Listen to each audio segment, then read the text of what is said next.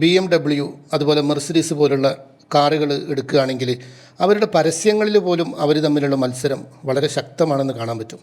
ഒരിക്കൽ 2019 49 വർഷത്തെ സേവനത്തിന് ശേഷം അവരുടെ CEO റിട്ടയർ ചെയ്യാണ് മെർസിഡീസിൻ്റെ.